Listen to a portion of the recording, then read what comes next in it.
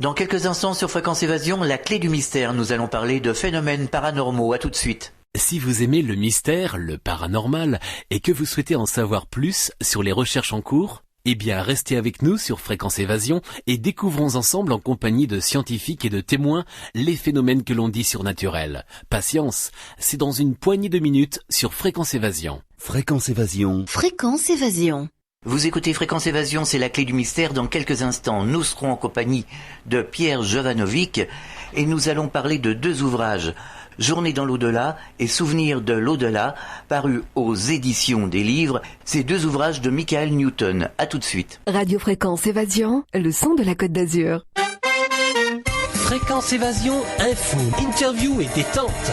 Fréquence Évasion vous donne l'écho du Grand Sud. Chaque jour, Fréquence Évasion est sur le terrain. De la Côte d'Azur au pays camarguais et languedocien, Fréquence Évasion vous fait vivre l'actualité du Grand Sud. Fréquence Évasion, www.fréquenceévasion.com. Prenez de l'altitude avec Fréquence Évasion. Nous sommes ensemble avec Pierre Jovanovic pour la parution de deux ouvrages de Michael Newton, Souvenirs de l'au-delà et Journée dans l'au-delà, parus aux éditions Le Jardin des Livres. Bonjour et merci d'être avec nous. Merci à vous. Alors quel est le thème général de ces deux ouvrages ? Eh bien, écoutez, Souvenirs de l'au-delà et Journée de l'au-delà, on peut le dire, sont les résultats des travaux d'un médecin français, qui a d'ailleurs formé Freud, d'une certaine façon, puisqu'il s'agit du docteur Charcot. Vous savez que le docteur Charcot, à l'époque, avait testé l'hypnose sur un certain nombre de patients, et donc il s'était rendu compte déjà très très vite qu'avec l'hypnose, il pouvait faire régresser ces patients dans des vies dans l'enfance et parfois même dans des vies antérieures, ce qu'il a d'ailleurs terrorisé, puisque ça remettait en cause, vous savez, début 19e, vous savez, la pensée catholique, n'est-ce pas? Donc c'était vraiment très très gênant comme résultat de recherche. Ouais. Et donc il a très vite abandonné parce que il se rendait compte que là il remettait en cause un certain nombre de croyances d'office de l'Église, n'est-ce pas? Et donc il a planqué le résultat de ses recherches. Freud les avait abordés et le docteur Newton, donc qui est un médecin, qui est un psychiatre, donc lui s'était spécialisé, parce que lui il est contemporain, il est dans notre espace-temps, si j'ose dire. Il s'était spécialisé dans le soin, vous savez, des traumas de l'enfance. Oui. Et donc il a par l'hypnose, et donc il a appris au cours de ces tous les patients qu'il a eu au cours de ces 20 dernières années, il a appris effectivement à faire régresser ces patients très vite, de manière à trouver tout de suite le moment qui a littéralement marqué cet enfant au point de déclencher des problèmes psychologiques qui se sont manifestés plus tard. Et un jour, comme ça, un patient, juste pour comme ça par curiosité, lui demandait s'il pouvait le faire régresser, parce que c'est le terme, un peu plus loin. Et donc, à sa plus grande surprise, le docteur Newton ne discutait plus avec un enfant de 3 ans, ni avec un bébé qui était dans le ventre de sa mère, mais avec un esprit qui était là et qui allait naître. Qu'est-ce qui s'est passé justement à ce moment-là ? Eh bien, justement, et alors là, il était totalement bouleversé parce qu'il ne croyait pas que c'était possible, et donc il s'est mis effectivement à rechercher les travaux universitaires sur le sujet. Donc, bien entendu, il est retombé sur Charcot, comme tout le monde, et là, donc, il a continué à explorer, à faire régresser ces patients qui acceptaient. De voir ce qui se passait donc avant leur naissance.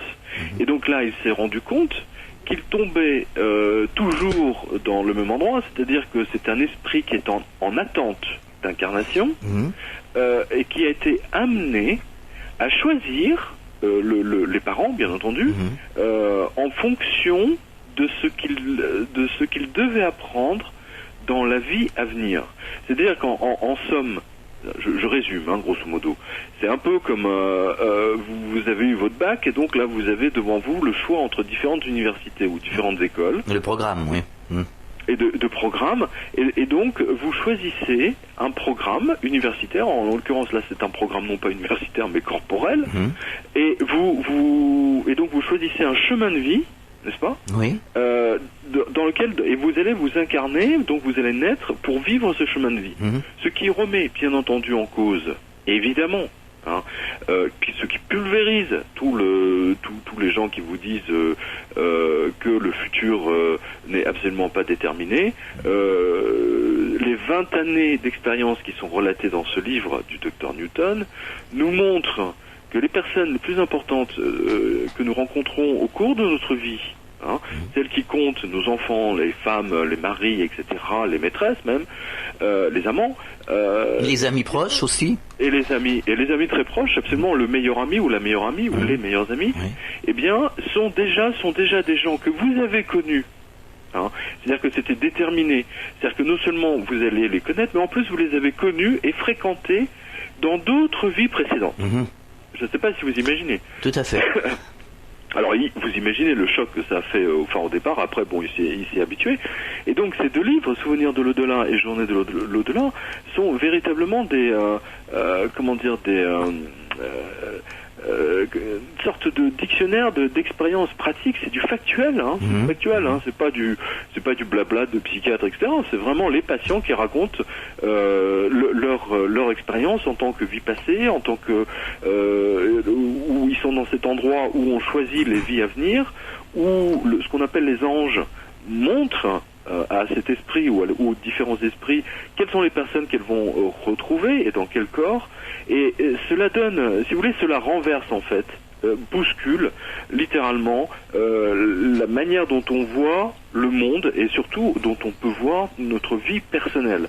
Et j'y attache beaucoup d'importance parce que c'est un livre qui moi aussi m'a bouleversé, et je dois avouer que c'est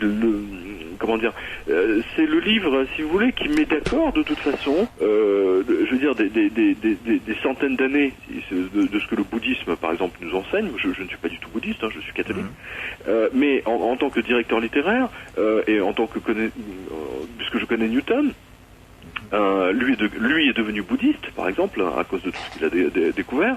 Eh bien, je peux vous assurer que cela confirme en tout point tout ce que l'on connaît dans une autre discipline, par exemple, qui n'a rien à voir avec celle du Dr Newton, qui est celle des expériences aux frontières de la mort. Vous savez, ces gens qui disent avoir quitté leur corps, être passé dans un tunnel et rencontrer des proches décédés, et ainsi de suite, et des anges. Eh bien là, fondamentalement, les deux disciplines se recoupent, et franchement, fondamentalement, il n'y a aucune opposition, il n'y a aucune contradiction, et c'est ça qui est absolument extraordinaire. Et d'ailleurs, ça confirme, à mon sens, ça confirme que la véritable réalité, pas celle que nous enseignent les religions, les religions organisées, mais que la véritable, ce qui nous attend une fois notre mort arrivée, si je puis dire, au moment où on quitte cette enveloppe corporelle, eh bien, c'est exactement ce qu'on lit dans les livres du Dr Newton, c'est-à-dire Souvenirs de l'au-delà et Journée de l'au-delà.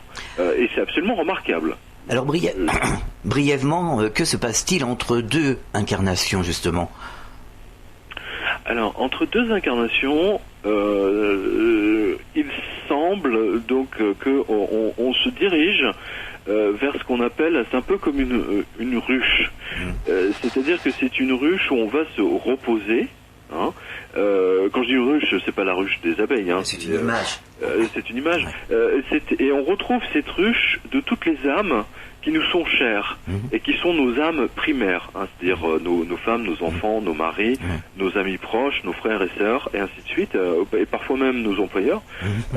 Eh bien, on les retrouve dans ce lieu, et au cours desquels donc on fait le point, on fait le bilan, si vous voulez, de la vie qu'on vient de mener, et on la compare à toutes celles qu'on a menées, pour voir si éventuellement est-ce qu'il y a le besoin de se réincarner à nouveau. Et parfois ça peut prendre, dans notre temps humain, on peut passer, si vous voulez, d'une incarnation. Alors vous pouvez très bien avoir 50 ans d'écart, comme vous pouvez avoir 600 ans d'écart. Sans aucun problème, et c'est ça qui est absolument fascinant. C'est-à-dire que c'est une sorte d'école qui nous apprend effectivement à gérer nos émotions avant toute chose. Et ça, c'est absolument capital. D'ailleurs, c'est très étrange.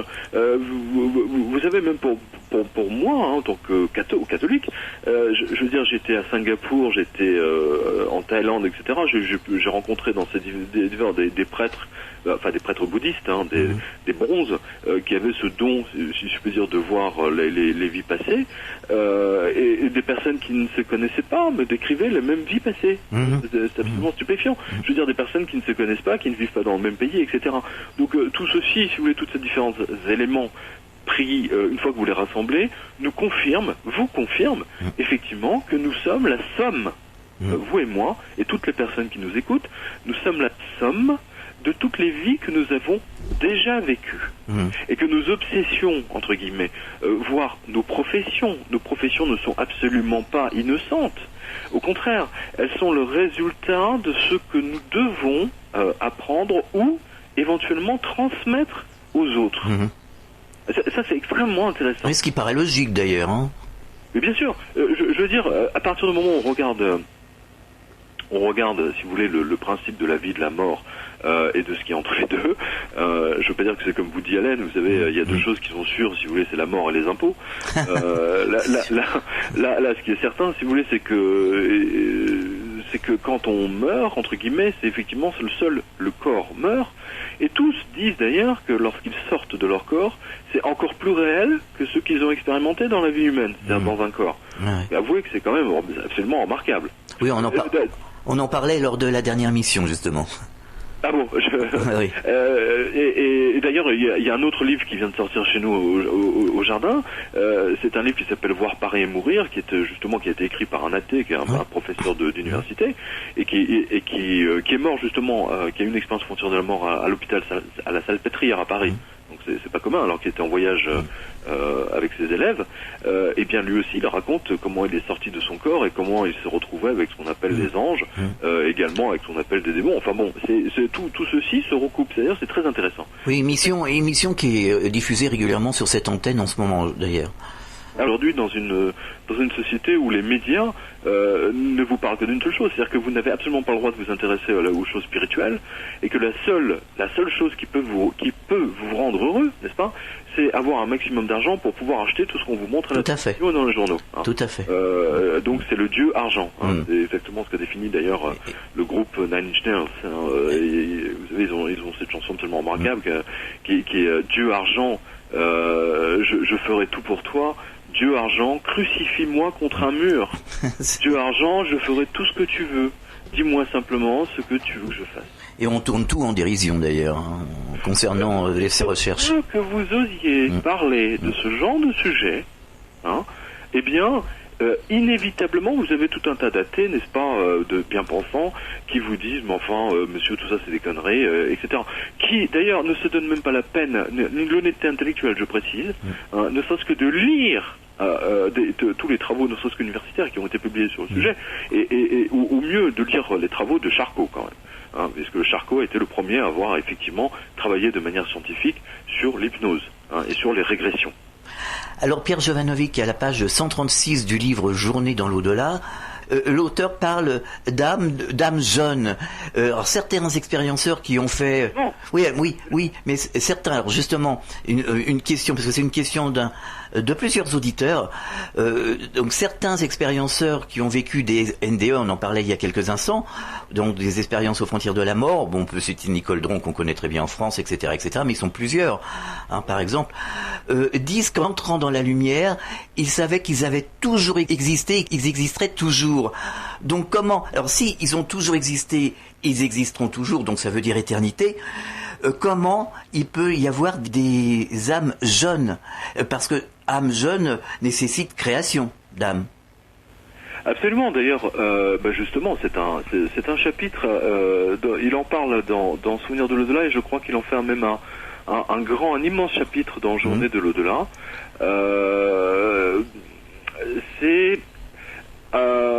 Ils sont plusieurs, notamment ce qu'on appelle des anges, parce que donc le docteur Newton a pu parler avec le guide ou les guides ou les anges gardiens, comme vous voulez,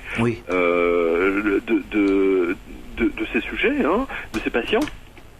donc qui lui ont expliqué, et parfois même le sujet il a pu le regresser juste au moment où il était dans cet endroit, et effectivement c'est l'endroit, il y a une zone absolument extraordinaire, on se croirait dans un film de science-fiction. Ouais. C'est un peu comme Matrix, le début de Matrix d'ailleurs, c'est intéressant. Cet endroit où toutes les âmes sont créées par le grand créateur qui s'appellerait Dieu. Newton ne met pas de nom là-dessus, il donne un autre nom d'ailleurs. Les anges l'appellent d'une façon différente. Si vous avez le texte sous les yeux, vous pourrez le donner, parce que là, pour ma part, je ne m'en souviens pas. Mais je sais que c'est un des passages les plus fascinants de ces deux livres. Ça, il n'y a même pas photo là-dessus. Et pour revenir justement à ce que vous dites, juste une parenthèse à propos de Nicole Dron, moi ce qui m'effraie, c'est que les Français, du moins en France, le système média justement, est tellement omnipotent et terrorise tellement les gens en les ridiculisant dans leurs croyances, que les Français n'osent pas, parce que il y a autant de Français qui ont vécu ce genre d'expérience que d'Américains ou d'Anglais. Il y a pas. Mais la grande différence, c'est qu'en France, ils n'osent pas en parler. Et donc, sempiternellement, on a tout le temps les mêmes depuis 30 ans qui nous parlent tout le temps de la même chose. Donc, ce qui est un peu lassant. Alors qu'aux États-Unis, vous avez quasiment des livres qui sortent toutes les semaines, de gens qui racontent leur expérience frontière de la mort. Avouez que c'est quand même fascinant. Oui, mais même aux États-Unis, tous ceux qui ont fait cette expérience disent qu'ils ont le sentiment, quand ils passent de l'autre côté, d'avoir toujours existé. C'est quelque chose que vous retrouvez aussi bien dans les régressions hypnotiques du docteur Newton, et c'est 20 ans d'archives que vous avez dans ces livres, que dans les personnes qui ont fait des expériences frontières de la mort, et qui est une discipline, comme on l'a dit tout à l'heure, totalement différente. Mais les deux se confirment mutuellement. Chaque personne, aussi bien la personne qui a été régressée, entre guillemets, mais qui parle toute seule, ou la personne qui a vécu une expérience frontière de la mort, qui, elle, raconte ce qu'elle a vécu, eh bien, disent effectivement que lorsqu'ils sont de l'autre côté, ils se rendent compte qu'ils ont toujours existé. C'est-à-dire qu'en fait, ils sont dans un environnement où le temps n'existe pas. Mais alors la question justement, c'est si on est, ce qui me semble tout à fait logique d'ailleurs, si on a toujours existé, pourquoi il y a création d'âme? Création d'âme veut dire commencement. Absolument. Il semblerait que de l'autre côté, alors attention, Newton n'a pas la prétention d'avoir donné toutes les réponses justement. Alors, ce qui est intéressant, en revanche, écoutez bien, je pense que c'est dans le second livre, c'est que Newton montre bien, par le biais de toutes les archives et de tous les témoignages, que si vous voulez, il y a un endroit où les âmes vont très souvent, c'est la Terre, parce que justement la Terre est extrêmement dure. C'est une expérience humaine extrêmement dure, c'est pas du tout... oui, on s'en rend compte tous les jours. Absolument, mais qu'il existe d'autres environnements et d'autres mondes. Bien sûr. Il en existe d'infinis, et d'ailleurs on a des témoignages d'âmes qui ont vécu, avant de vivre sur Terre, ont vécu dans une dimension différente, ou je sais pas comment on peut appeler ça d'ailleurs, mais peu importe, je veux dire, ça c'est d'autres mondes, et où les environnements sont totalement différents des nôtres. D'ailleurs, c'est absolument, on se retrouve à nouveau dans des descriptions quasiment d'écrivains de science-fiction. C'est fascinant. Pour ma part, vous savez, moi, je lis des livres en tant qu'en plus journaliste, écrivain et surtout directeur littéraire. J'ai lu, je sais pas, en moi depuis 30 000 ou 40 000 livres. Je sais pas si vous imaginez. Oui. Souvenirs de l'au-delà et Journée de l'au-delà sont pour moi des livres majeurs. De référence, de référence absolue, et qui plus est, comment dire, et qui plus est, je veux dire, le seul témoin, si je peux dire, qui nous montre qu'il existe d'autres dimensions, et surtout que nous choisissons nos vies, que nous choisissons les personnes avec lesquelles nous allons nous entendre ou ne pas nous entendre. On choisit d'ailleurs nos ennemis aussi, je vous signale. Alors donc c'est absolument fascinant, ça. On pourrait dire de jeunes âmes pour le monde terrestre, peut-être. Absolument. Les jeunes âmes ont tendance effectivement à descendre sur Terre pour avoir une... vous savez, c'est un peu comme aller à la Légion étrangère. Vous voyez. C'est un entraînement intense pendant 2 ans, mais alors une fois que vous êtes passé par là, boum, vous résistez à tout. Grosso modo, c'est ça. Et donc c'est un endroit de formation. Et donc il y a Le docteur Newton a donné d'ailleurs des pourcentages. Alors, je ne les ai pas vraiment en tête, mais grosso modo, il semblerait que les jeunes âmes, je crois que c'est 40 voire 50% de la population humaine. Et ensuite, vous avez des âmes qui ont un peu plus progressé, et les vieilles âmes, entre guillemets, sont beaucoup, je crois que ça fait 10 ou 15%, même pas. D'accord. Même pas. Mais elles, les vieilles âmes sont justement celles qui transmettent, qui enseignent, etc. Aux jeunes âmes. D'accord. C'est intéressant. Alors quel est le but de l'évolution de l'âme finalement? Est-ce qu'il y a un but justement? Oui, mais bien sûr qu'il y a un but. Le but, il est évident. Il aveugle tellement. C'est pour ça qu'on ne le voit pas au début. C'est Dieu crée des âmes pour les amener, justement, les passer, et pour qu'au final, ils finissent par le découvrir. Si je peux résumer les livres de Newton et ses 20 ans d'archives là-dedans, c'est ça. C'est-à-dire que Dieu crée des âmes. Et par milliards, toutes les secondes, eh bien, c'est que il faut qu'ils les éduquent, de la même façon que nous, on a des enfants, on les éduque, et donc on doit les amener à comprendre pourquoi il crée tout ça et pourquoi et que lui-même existe. C'est absolument fascinant. Je peux vous dire que là, vous pouvez mettre à la poubelle tous les bouquins de Schopenhauer, de Hegel, de Rousseau. Non mais sérieusement, je veux dire, là, c'est pas de la philosophie. Je veux dire, quand vous lisez ça, ça vous explose la cervelle. Vous avez la cervelle comme une locomotive qui fonce à toute vitesse avec la fumée, vous savez, qui sort. C'est fascinant. Moi, ça m'a fait cet effet-là, d'ailleurs. On marque une pause dans la clé du mystère. On revient dans quelques instants, toujours en compagnie de Pierre Jovanovic. Nous parlons de 2 ouvrages, Souvenirs de l'au-delà et Une journée passée dans l'au-delà, de Michael Newton, paru aux éditions des Livres. À tout de suite. De Menton à Toulouse, Radio Fréquence Évasion, le soleil du Grand Sud. Fréquence Évasion vous donne la possibilité de dialoguer sur l'un des 3 forums. Paranormal, région et musique. Venez dialoguer sur les forums Fréquence Évasion. Cliquez sur Forum. Bon surf sur le site de Fréquence Évasion, www.fréquenceévasion.com. Vous aimez le mystère, le paranormal, vous avez vécu une expérience, dites-nous-le. Contactez Fréquence Évasion. Cliquez sur Programme et Paranormal Fréquence Évasion. www.fréquenceévasion.com. Partout dans le Grand Sud, Fréquence Évasion. Nous sommes de retour, toujours dans la clé du mystère, toujours en compagnie de Pierre Jovanovic. Alors donc, on en parlait il y a quelques instants, il y aurait des groupes d'âmes dans l'au-delà, des familles qui décideraient de se réincarner ensemble pour effectuer des rôles différents. Donc c'est peut-être pour ça qu'on a des problèmes dans les familles, avec des affrontements avec certaines personnes ou certains amis. Absolument, ce sont ce ne sont pas des comptes à régler, mais des leçons à apprendre. On peut le voir d'une façon ou d'une autre. Et justement, vous avez toujours, grosso modo, les deux. Alors, il y a beaucoup de gens, par exemple, se disent oui, ma vie est un enfer, machin, etc. Mais la vie, effectivement, est un enfer. Ça aussi, c'est un constat que j'ai fait bêtement à travers ces livres et ou au travers d'autres. C'est-à-dire qu'il y a beaucoup de gens en fait qui ne se rendent, dont la vie est un enfer tant qu'ils n'ont pas une vie spirituelle. Du moins essayer de comprendre pourquoi ils existent et pourquoi ils sont là.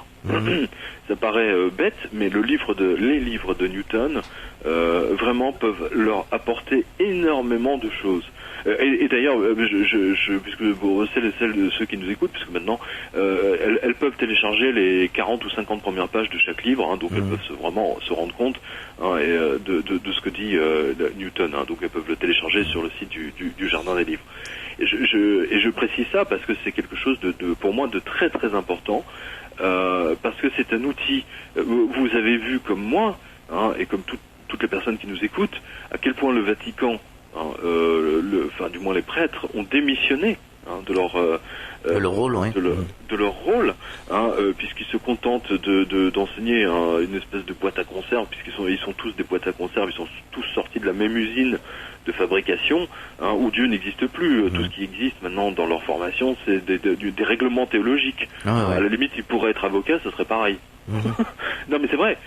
Et résultat des courses, qu'est-ce qu'on voit? Si vous voulez, l'Église a littéralement explosé sous le poids, si vous voulez, de sa propre pourriture, avec tous ces prêtres pédophiles, etc. On a vu ce que ça a donné sur les 6 ou 8 derniers mois. Mais c'est quelque chose qui existe depuis des siècles. Bien sûr. Tout à fait. Ça existe depuis des siècles, simplement. Bien sûr. Jusqu'à présent, n'est-ce pas? Parce que l'Église avait un tel pouvoir, donc elle étouffait toutes ces affaires. Et la plupart des prêtres, c'est pas moi qui le dis, c'était le cardinal Andrew Grillet ou l'évêque, je sais plus qui il était, il a écrit ça dans le Chicago Tribune ou le Chicago Times. Il disait que la moitié des prêtres américains étaient homosexuels et que la raison pour laquelle ils étaient devenus prêtres, c'était surtout pour être auprès des enfants. C'est quand même pas rien. Oui, que là, homosexuels et pédophiles. Pour s'occuper. Non, mais attention, ce que je veux dire par là, c'est que ils sont pas devenus prêtres pour s'occuper, pour donner une aide spirituelle à leurs semblables. Ouais. Précisons qu'homosexuels et pédophiles, c'est deux choses tout à fait différentes. Oui, on est tout à fait d'accord là-dessus. Mais moi, là, c'était les propos de Andrew Grillet. Oui.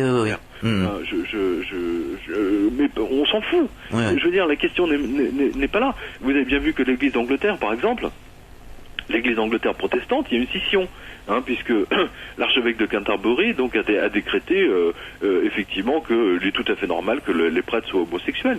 Et donc il y a une scission maintenant entre l'Église homo et l'Église hétéro. Ça se taper la tête contre les murs. Oui, c'est n'importe quoi. Mais c'est n'importe quoi. Et comme vous le dites, mais c'est n'importe quoi. Ces mecs-là, ils ont complètement perdu la notion même d'aide spirituelle à leurs semblables, qui est la notion même d'être prêtre. Oui. C'est incroyable. C'est incroyable. Alors effectivement, donc les gens, comme vous, comme moi, comme ceux et celles qui nous écoutent, mais ils trouvent les réponses à leurs questions dans des livres du docteur Newton ou dans d'autres livres. Ah, moi le premier. Personnellement, j'ai fui tous les courants religieux parce qu'on ne trouve pas de réponse. On n'y a aucune réponse. Ils n'ont pas de réponse à donner. Aucune dans les religions. Ils ont nié, ils ont effacé tout ce qui est surnaturel. Ouais, tout à fait. Beaucoup d'auditeurs nous disent comment on est complètement perdu. L'Église est une machine à fabriquer des athées. Oui, absolument. D'ailleurs, c'est normal. Mais attendez, mais c'est tout à fait normal. Les prêtres sont athées maintenant. Regardez combien de prêtres ont sorti des livres, des livres de philosophie. Je pense notamment à Dreverman, mais il y en a Eugène Dreverman, mais il y en a d'autres. Dreverman qui nous explique que Dieu, le Christ, est un conte de fées, qu'il est là pour nous aider à supporter nos souffrances. Oui. On l'entend souvent, ça, d'ailleurs. Mais bien sûr, vous avez un cardinal qui a sorti ses mémoires en disant, un cardinal américain qui a fait son coming out en disant oui, je suis homosexuel, je suis devenu prêtre et j'étais amoureux d'un autre prêtre, blabla, et je n'ai vécu ma vie que pour vivre mes expériences homosexuelles. Ok, d'accord, mais enfin bon, quel rapport avec sa profession? Aucun. Il peut être trader. Aucun, tout à fait. Il peut être trader grec. Alors là, on a une question de Christine de Montauban qui nous pose la question suivante: comment se passe la vie dans l'au-delà? Que voit-on? On dit que c'est une création permanente et que c'est magnifique. Alors voilà, on répond un peu à la question par rapport à l'Église qui ne fait pas son boulot et qui n'explique pas. D'après les témoignages que ce soit Newton ou des expériences frontières de la mort, il y a une chose par exemple très intéressante, c'est que non seulement vous pouvez, déjà la première chose c'est que vous revivez l'intégralité de votre vie et vous voyez l'effet de vos actions et de vos pensées sur en bien et en mal, sur toutes les personnes qui vous ont entouré, ou du moins avec celles avec lesquelles vous êtes entré en interaction au cours de votre vie. Rien que ça, il paraît que c'est totalement traumatisant. Ensuite, effectivement, vous pouvez aller visiter d'autres mondes et surtout, par exemple, pour les férus d'histoire, vous pouvez revoir le passé et vous avez accès même au futur présent, enfin, un futur très proche, parce que sinon le futur lointain, personne ne peut le comprendre. Enfin, du moins, pas à un certain niveau d'évolution. Vous pouvez retrouver, par exemple, effectivement, tous les animaux domestiques, par exemple, que vous avez eus, qui vivent dans une autre sphère, mais vous pouvez les retrouver. Vous retrouvez bien entendu toutes les personnes qui sont mortes, toutes les personnes que vous avez connues et avec lesquelles vous avez vécu. Vous pouvez revoir toutes vos vies passées. Vous pouvez avoir accès à toutes les connaissances possibles et imaginables que vous souhaitez. D'ailleurs, dans le livre de Newton, il montre bien que beaucoup d'âmes se retrouvent entre deux vies, se retrouvent dans une sorte d'école, dans lesquelles on les prépare justement aux différentes incarnations. Donc la somme des possibilités est absolument phénoménale. Effectivement, de l'autre côté, c'est indescriptible. Le peu qu'on sait, ça ne représente que 1 ou 2% de ce qui est possible. C'est le super numérique de l'autre côté. Non, mais c'est une plaisanterie. Je veux dire, on a multiples possibilités. Multiples possibilités. Ça, c'est effectivement clair. Mais le passage le plus dur, effectivement, est sur Terre. Ça, c'est une évidence. Alors pourquoi se souvient-on pas de ce passage dans l'au-delà, de cette vie entre deux vies, justement? On dit que les jeunes enfants ont des souvenirs de ces choses-là jusqu'à 3-4 ans, enfin 5 ans, absolument. C'est variable. C'est très fréquent d'ailleurs. Chez les enfants d'ailleurs, très souvent, si vous regardez un enfant jouer, si vous regardez les obsessions d'un enfant entre 0 et 3-4 ans, beaucoup de parents vous diront que leur profession était déjà latente, qu'elle était déjà là, quasiment, pour beaucoup. Ensuite, effectivement, parce que au niveau du cerveau, au niveau du lobe temporel droit, toutes les portes ne sont pas fermées. Il y a encore une communication très forte. Et ce qu'on appelle les anges et les guides continuent à enseigner à l'enfant même après sa naissance. Donc ils lui redisent quel sera son chemin de vie. Ça aussi, c'est très intéressant. Donc on voit bien que la nature même de ce qu'on appelle les anges, et vous savez combien j'y tiens, en raison de mon livre, là c'est la confirmation absolue, si vous voulez, de toutes les expériences aux frontières de la mort, dans lesquelles il y a ce qu'on appelle les anges gardiens. D'accord. Alors, on a une autre question, une question de Christine de Montpellier qui nous demande justement, puisqu'elle a entendu l'émission que l'on a faite sur Fréquence Évasion avec Jacqueline Bousquet, est-ce que justement cet entre-deux-vie, donc cet au-delà, ne serait pas les champs morphiques, ne correspondrait pas aux champs morphiques H1, H2, H3? Alors, selon Newton, non. Définitivement non. Il y a un autre écrivain absolument remarquable qui s'appelle parce qu'il est mort maintenant, qui s'appelait Robert Monroe, qui a effectivement défini lui aussi à sa façon ce qu'on appelle les champs morphiques. Mais en fait, les champs morphiques, si vous voulez, sont uniquement la zone où sont concentrés les enregistrements de toute l'histoire du monde, par exemple, est vu du côté de chaque personne qui a vécu sur Terre. Donc je ne sais pas si vous imaginez la banque de données que ça peut être. Même pas concevable, ce n'est même pas concevable pour nous. Ça va infiniment plus loin. D'après le livre du docteur Newton, c'est quelque chose qui va infiniment plus loin. Les champs, ce qu'on appelle les champs morphiques, ne sont qu'une toute petite partie, si vous voulez, de cette autre dimension. Alors, ça serait plutôt le champ. C'est quand même étonnant. Ça serait plutôt le champ informationnel, peut-être. Ultime. Oui, c'est peut-être le champ. Je veux dire, là, je ne voudrais pas m'avancer ni parler de quelque chose que je ne connais pas. De ce qu'en dit Robert Monroe, de ce qu'en dit Newton, et surtout de ce qu'en dit comment il s'appelle, le docteur Melvin Morse. Parce que je tiens quand même à rappeler que c'est lui l'inventeur. Enfin, c'est pas l'inventeur, mais c'est lui qui a établi, si vous voulez, le concept des champs morphiques dans lesquels on va chercher effectivement ces informations quand on est sur Terre via le lobe temporal droit. Je tiens, il faut rendre à César à César.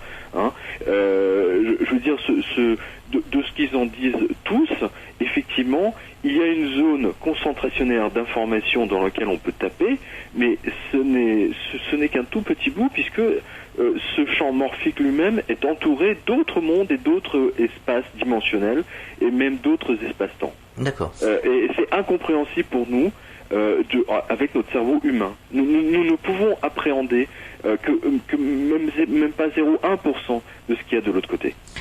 Alors, Pierre... Remarquez, c'est déjà même très bien, si vous voulez, que Morse ait pu effectivement conceptualiser l'histoire des champs morphiques. Alors Pierre Jovanovic... Je résume, j'ajuste une chose. Oui, allez-y. Le résumé du champ morphique du docteur Morse, c'est que nos souvenirs, contrairement à ce qu'on peut penser, ne sont pas dans notre tête, mais sont justement dans ces champs morphiques. Ah, tout à fait. Cherchés, voilà, par le lobe temporal droit. Ah, tout à fait. Bah, ça rejoint justement ce que je vous disais tout à l'heure. Finalement, on est tout à fait d'accord. Oui, mais c'est Monroe qui l'a conceptualisé le premier. Hein. Oui, absolument. Oui, mais donc dans l'idée, on est d'accord. Ah, complètement. Est-ce que vous avez quelque chose à ajouter, Pierre Jovanovic, par rapport à ces deux ouvrages, Journée dans l'au-delà, de Michael Newton et l'autre, c'est, j'ai oublié, Souvenir de l'au-delà. Voilà.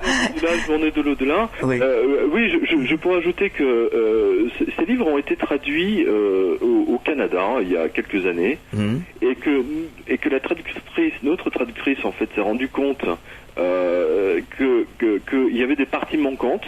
Oui. Qui manquaient des chapitres, qui manquaient plein d'expériences. Donc on les a rajoutés, mais malheureusement, ou heureusement, je ne sais pas, on a été obligé, si vous voulez, ça nous a complètement perturbé, si je peux dire, au niveau du timing. Donc il y a un livre qui est légèrement imparfait parce qu'il y a quand même quelques coquilles, et donc je voudrais m'en excuser. Oui. Mais bon, elles sont pas compte tenu de l'information majeure qui est dedans. J'ai opté, j'ai pris une décision, si vous voulez, qui était importante. Oui. C'est qu'est-ce que je fais? Est-ce que je rajoute toutes les pages qui ont été enlevées dans le livre, et il y en avait quand même un paquet, donc ça nous mettait un mois de plus, ou ça nous retardait, si vous voulez, quasiment, ne serait-ce que vis-à-vis de l'imprimeur, etc., entre les traducteurs, entre 1 et 3 mois, ou est-ce qu'on le sort tel que ça avait été fait, quitte à parce qu'on ne pouvait pas se permettre, nous, en tant que maison d'édition, si vous voulez, de remettre 6 mois de retard sur un livre. Tout à fait. Et même financièrement, c'était impossible. C'était impossible. Donc j'ai pris la décision, si vous voulez, de tout rajouter, quitte à laisser passer quelques coquilles. Voilà. D'accord. Alors, est-ce que vous avez des projets d'écriture pour les mois et pourquoi pas les années à venir? Écoutez, je suis en train de finaliser un livre qui est la suite ça se lit indépendamment, mais qui est le pendant, si je peux dire, de mon livre précédent qui s'appelait 777, La chute du Vatican et de Wall Street. Oui. Vous savez, donc, puisque la chute de Wall Street a eu lieu le 29 septembre 2008, que par une coïncidence extraordinaire, c'était la fête des anges, donc c'est la Saint-Michel, Gabriel, etc., la fête des archanges même, et que par une coïncidence tout à fait extraordinaire, c'était aussi la nouvelle année juive, que ce jour-là, la nouvelle année juive à Wall Street, elle avait très très mal commencé, et que lorsque la cloche de Wall Street a sonné, pour clore la journée de cotation, eh bien, le score qui était indiqué sur le tableau du Dow Jones, il était à moins 777,7. Donc tout ceci faisait quand même, tous les traders savaient qu'ils étaient ce jour-là, ils ont su instantanément qu'ils étaient face à une apocalypse financière à venir. Et le livre que j'ai écrit, donc qui s'appelle 777, effectivement tout ce que j'ai écrit maintenant depuis 1 an et demi, eh bien aujourd'hui on le voit. C'est en train de se passer, et les histoires du Vatican se sont passées exactement 6 mois après la sortie du livre, qui est absolument complètement fou et fascinant quand on en regarde bien. Eh bien, on aura l'occasion d'en parler sur cette antenne prochainement. 777, pour moi, vous